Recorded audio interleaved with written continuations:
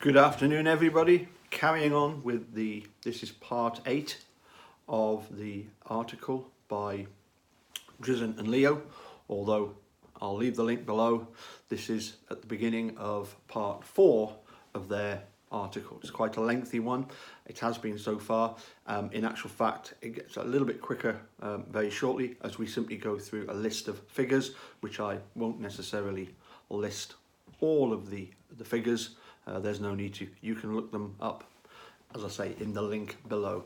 As I say, this is the article False Confessions and in the post-DNA world. I say published 2004, so 16 years ago. As I say, this is the start of chapter 4, False Confessions and Case Outcomes, Quantitative Trends. Paragraph A, the false confession cases. The proven false confessions that comprise the original data set analysed in this article are presented below in Table 2. This data set consists of 125 proven false confessions. The 125 false confessions are more than 3 times the number of proven and more than twice the number of total, whether proven, highly probable or probable false confessions that have ever been presented or analysed in any previous American study. The proven false confessions in this article occurred between the years of 1971 and 2002, although 31% of them occurred in the last 5 years. 1998 to 2003, and 55% occurred in the last 10 years, 1993 to 2003. The data on false confessions presented in this study, as well as in the 1998 study by Leo and Ovshi of 60 false confessions, appear to suggest either that the number of interrogation-induced false confessions have risen in recent years, or that they are now being discovered more frequently.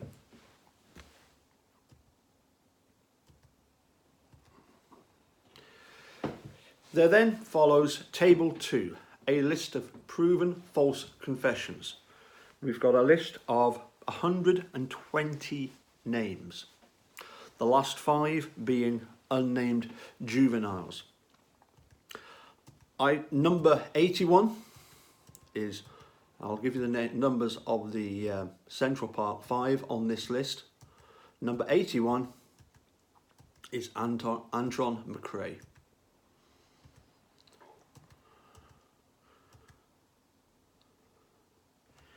Number 92, Kevin Richardson. 96, Yusuf Salam. 97, Raymond Santana.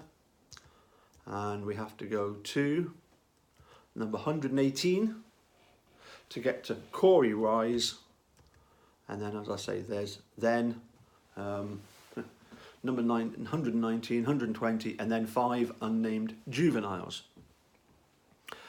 Section B of the article, demographic data. Table 3 below presents the age breakdown of the false confessors in our study. Consistent with previous research, juveniles, defined as persons under the age of 18, are overrepresented in our sample of false confessions. In fact, juveniles comprise approximately 1/3 of our sample. More than half of the juvenile false confessors in our sample are ages 15 and under. That's 22 out of 40, suggesting that children of this age group may be especially vulnerable to the pressures of interrogation and the possibility of false confession. At the same time, the vast majority of juvenile false confessors in our sample, that's 33 out of 40, are ages 14 to 17, the age range at which many alleged juvenile offenders are tried as adults. There are good reasons why juveniles may be more vulnerable to police pressure during interrogations. Juveniles are, of course, less mature than adults and have less life experience on which to draw. As a result, they tend to be more naive and more easily intimidated by police power, persuasion and coercion. Thus, They are thus less equipped to cope with stressful police interrogation and less likely to possess the psychological resources to resist the pressures of accusatorial police questioning. As a result, juveniles tend to be more ready to confess in response to police interrogation, especially coercive interrogation. When one looks beyond the juveniles in our sample, however, it is clear that an age bias persists. Most false confessions in our sample come from the young. The vast majority of false confessors are young adults in their 20s or 30s. It is comparatively rare in our sample that middle-aged individuals confess falsely. More than half of the false confessors in our sample were under the age of 25. That's 71 of the 113. Virtually the entire false confession problem in our sample is limited to individuals under 40. 92% of our sample. Only 8% of the false confessions in our sample are over the age of 40.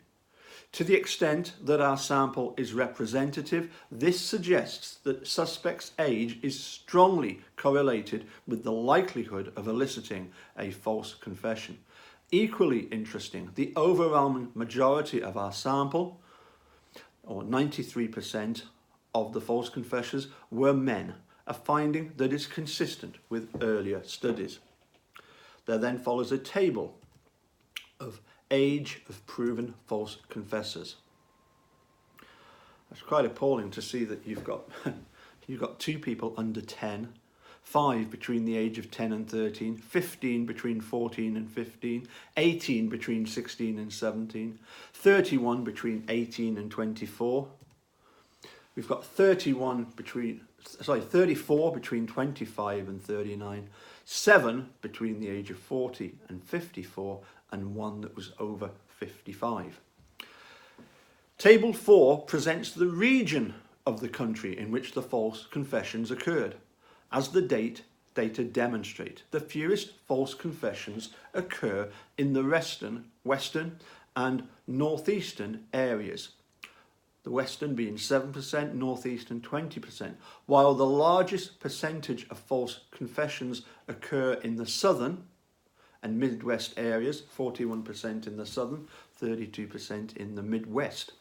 Interestingly, the false confession problem in our sample is dominated by several states. 27, that's 22% of the false confessions occurred in the state of Illinois, with 14 coming from the city of Chicago. Of course, that's where John Reed and Associates started off. 17 or 14% of the false confessions occurred in the state of New York. 13 or 10% of the false confessions occurred in the state of Florida, and 10 of the false confession cases occurred in the state of Virginia. And 8, that's 6% of the false confessions occurred in California and Maryland. Okay, so next, region of the country. Midwestern is 40 people, 32%. Northeastern, 25 people, making up 20%. The southern, 51 people, which makes 41%. Western, 9 people, making up 7%. Case characteristics. Table 5 below presents the most serious reported crime in which the individual who falsely confessed was involved. As can be seen, the overwhelming majority of false confessions, 81%, occur in murder cases. The second largest category is rape, 9%, followed by arson, 3%. Not surprisingly, false confessions tend to be concentrated in the most serious and high-profile cases, lending credence to the argument that false confessions, as well as wrongful convictions based on false confession, are more likely to occur in the most serious cases because there is more pressure on police to solve such cases.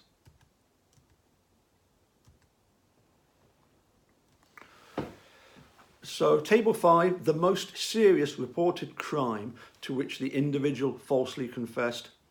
The crime of murder, we have 101 people, that's 81%. We've got attempted murder, 2, rape, 11, armed robbery, arson, assault, kidnapping, theft, terrorism, making up 1 or 2 of that. However, as Table 6 below indicates, in the cases in which the suspect confessed falsely to multiple crimes, a significant percentage of the suspects also confessed to rape, approximately 26 of the false confessors in the sample, and robbery, approximately 18% of the false confessors in the sample.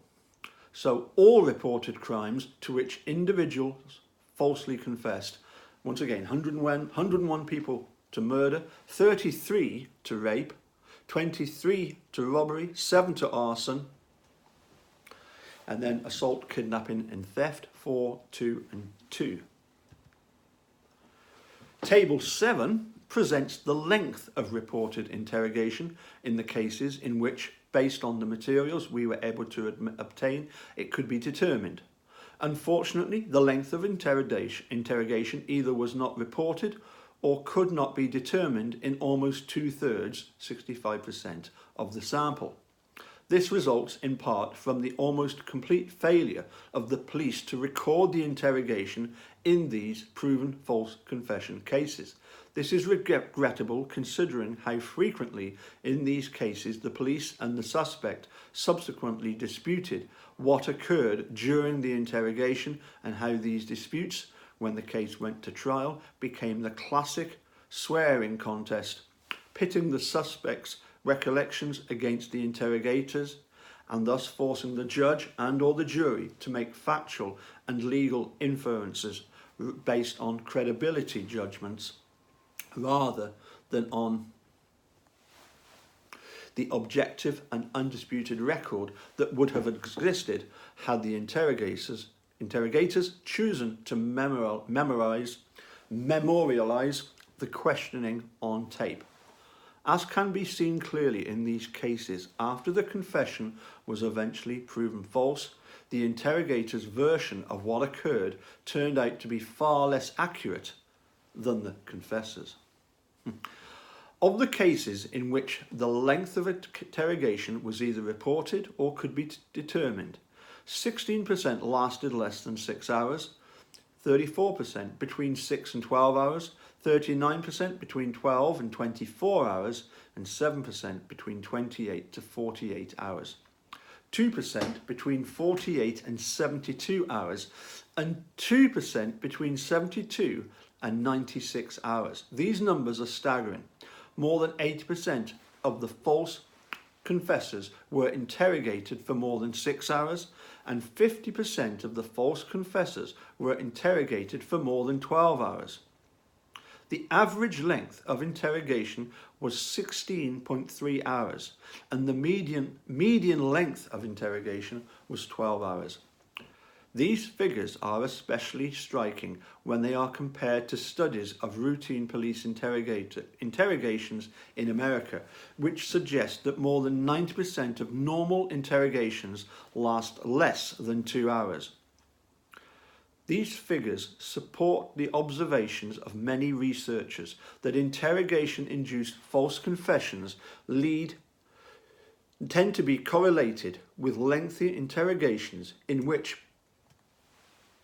the innocent suspect's resistance is worn down, coercive techniques are used, and the suspect is made to feel hopeless, regardless of his innocence. So as it says, the length of reported interrogation is Table 7. I've just gone through those figures, no need to repeat them. Case outcomes, Section D. As Leo and Ofshe have pointed out, virtually all false confessions result in some deprivation of the false confessor's liberty. Some scholars have focused only on false confession cases leading to wrongful conviction, but this neglects the amount of harm the system imposes on those who are not convicted. Individuals who are coerced into falsely confessing but ultimately not convicted may still lose their freedom for extended periods of time and suffer a number of other significant harms as well. The stigma of criminal accusation, particularly if the person has falsely confessed to serious crimes such as murder or rape, the ongoing damage to their personal and professional reputation, even if charges are dropped or the innocent defendant is eventually acquitted, loss of income, savings, a job or career, sometimes resulting in bankruptcy, and the emotional strain of being apart from one's friends and family, which sometimes results in marital separation or divorce. Well, we certainly know that to be true for poor Stephen. To those innocents who suffer these unjust fates, the assertion by some scholars that only false confessions leading to wrongful convictions should count for scholarly inquiry or public policy reform, or that only false confessions leading to wrongful convictions impose any meaningful harm, is obviously misguided and myopic, if not downright cruel. As Leo and Hofsche have pointed out in another context, all of these individuals spent an avoidable, unjustified and sometimes lengthy period of time deprived of their liberty by the state. All suffered inexcusably only because they were made to falsely confess by police. When police wrongly arrest an individual, when police use psychologically coercive or prohibited techniques to extract a false confession from an innocent individual, and when prosecutors wrongly charge and prosecute an innocent individual who has been made to falsely confess, the system's errors have imposed significant harm on innocent individuals, harms that deserve to be taken seriously by scholars and policymakers. One metric for measuring the harm suffered by false confessors in this sample is the extent of the deprivation of liberty. The length of deprivation may vary from a brief arrest to pre-trial incarceration, pending trial, to imprisonment for years, to lifelong incarceration, or even the death penalty.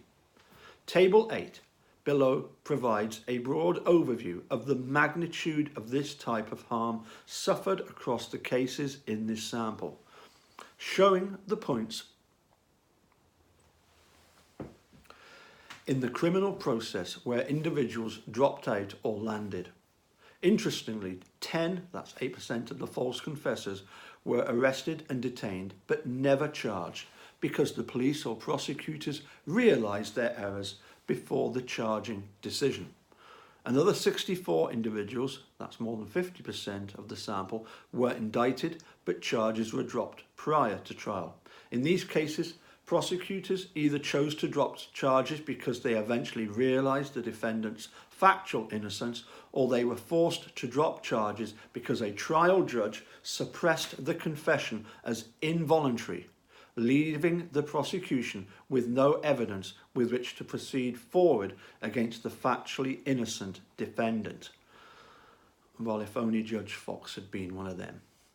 Adding the percentages for these two groups, the false confessors who were never charged and the false confessors for whom charges were dropped prior to trial, reveals one of the more interesting findings of this data set.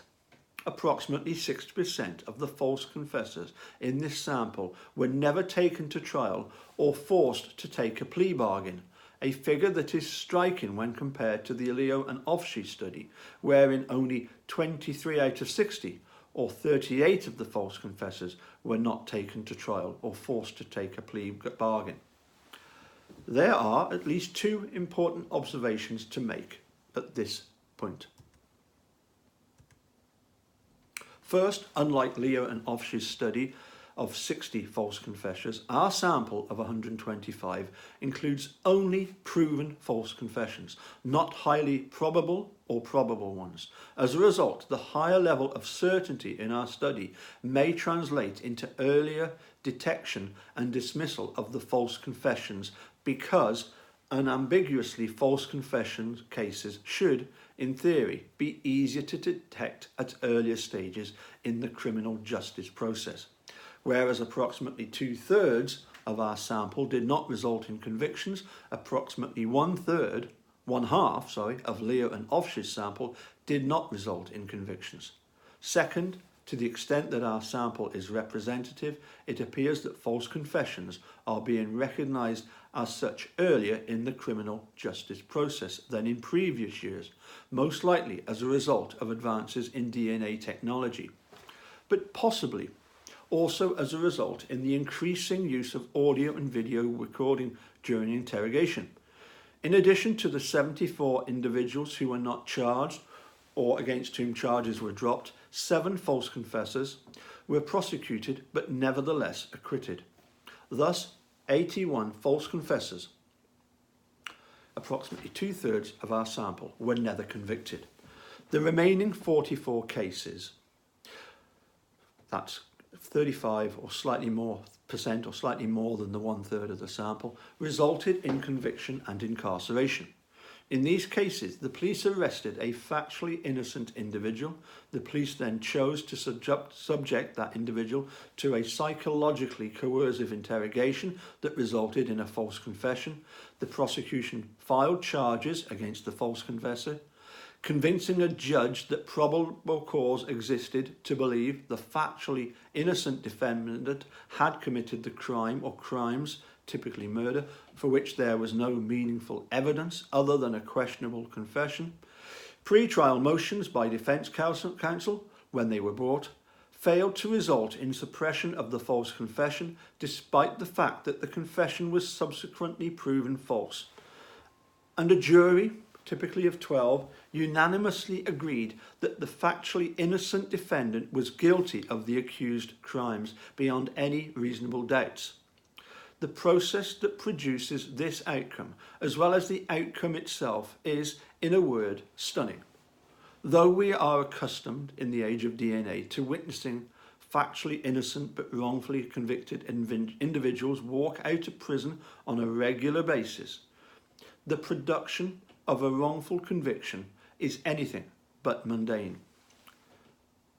These 44 cases, as well as all wrongful conviction cases, represent a complete failure, if not breakdown, in the procedural safeguards and discretionary decision-making of the criminal justice system. This outcome can only occur if there are multiple and conjunctural errors made by numerous criminal justice officials and triers of fact who, at every stage of the criminal process, fail to identify and reverse the errors that occurred at earlier stages in the process. In the cases of wrongful conviction in our sample, 80% of the false confessors received prison sentences of longer than 10 years. While the length of sentence may not be surprising in light of the severity of the crimes for which they were convicted, this finding underscores the potential risk of putting a false confessor before a trial of fact, even though the defendant is factually innocent. Although no false confessor in our sample was excluded, unlike in the Leo and Ofshe study, 9 or more than 21% of the false confessors who were wrongfully convicted, for whom such data was available, were sentenced to death.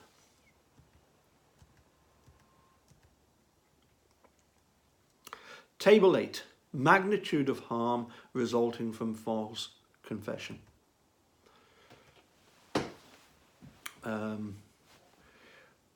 We've then got a list that goes as follows. Arrest and detention but never charged, 10.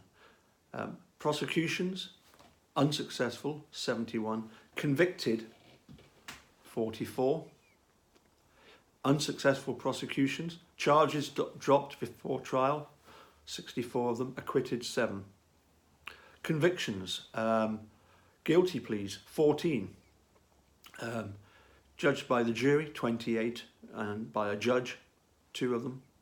Sentences, less than 5 years for 3 of them, 5 to 10 years for 6 of them, 10 to 20 years for 8 of them, more than 20 years for 8 of them, life for 10 of them, death penalty for 9 of them. Tables 9 and 10 below list the amount of time served by 2 distinctly different subgroups of our sample of false confessors. Table 9 lists the length of pre-trial incarceration or liberty deprived for false confessors who were never convicted. We were able to obtain data on 50 of the 82 individuals who were never convicted, approximately 2/3 of the relevant sample. Of that group, almost 1/3 spent less than a month in pre-trial custody. 30% of this group spent between 1 and 6 months in pre-trial custody, and 38% of this group spent more than 7 months in pre-trial custody. Surprisingly, almost 1/4, 24% of the sample spent more than 1 year in pre-trial custody. As argued above, these figures underscore the obvious and important point that even false confessors who are not wrongfully convicted suffer a significant deprivation of liberty on the road to the dismissal of their case. As I say, there's no need to run through that list again. Table 10 notes the length of post-conviction incarceration for those false confessors who were wrongfully convicted, for whom we could obtain such data.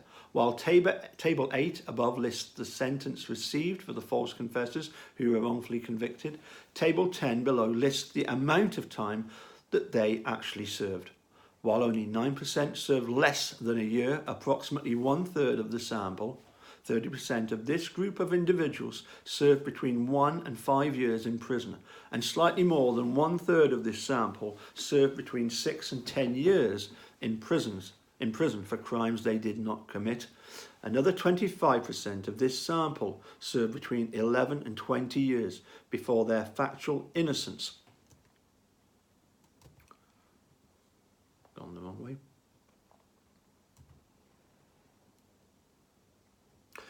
Was established, and they were released from prison. All told, more than 2/3, 73% of the false confessors who were convicted and for whom we could obtain data served less than 10 years in prison, while a little less than 1/3 of this group served more than 10 years in prison.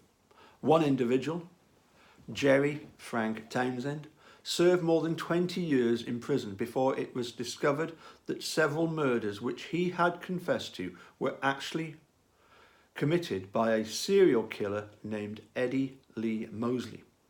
For all of the false confessors who are reduced to statistics in Table 10, the safeguards built into the criminal justice system failed to prevent wrongful prosecution and conviction, lengthy incarceration, and in some instances, years on death row.